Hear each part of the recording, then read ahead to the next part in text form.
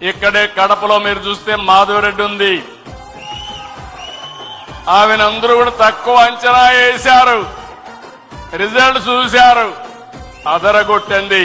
ఊకూకనే రాలే బిడ్డ కూసున్న సీటు ఎదిరించుకుంటూ ఎక్కిన రా ఒక్కొక్క మెట్టు చేస్తర చెయ్యిర్ర చూస్తా మీ కని కట్టు నల్ల మల్ల పెద్ద పులై వదిలి పెట్టను ఒట్టు చెరబెట్టినో నోడే తొడగొట్టి చెప్పినో జగన్ ఇలాఖా కడప కంచుకోటను తెలుగుదేశం బద్దలు కొట్టింది. నన్ను తక్కువ అంచనా రెపరెపలాడిందిర జెండా కంచె తెంచి కంచు కోటల మీద నిగనిగలాడాలి బతుకు పేద కడుపు కంది కమ్మని మెతుకు. అదే మహిళా శక్తి అని చెప్పి నేను మీకు తెలియజేస్తున్నా. ఈరోజు నేను ఒకటే మీ అందరికీ హామీ ఇస్తున్నాను. ఇప్పటికే చాలా కార్యక్రమాలు చేశాం, మళ్లీ హామీ ఇస్తున్నా.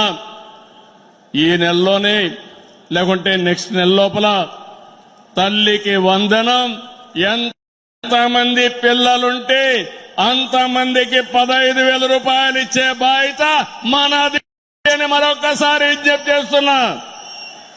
ఇంకొక పక్కన ఆగస్టు 15 నుంచి ఉచిత ప్రయాణం మా ఆడబిడ్డలకు కల్పించే బాధ్యత నాదని మేము అందరికీ విజ్ఞప్తి చేస్తున్నా.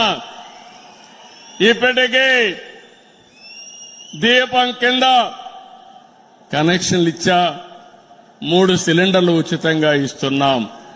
డాక్రా సంఘాలు పెట్టాం, సాధికారతో ముందుకు పోతున్నాం.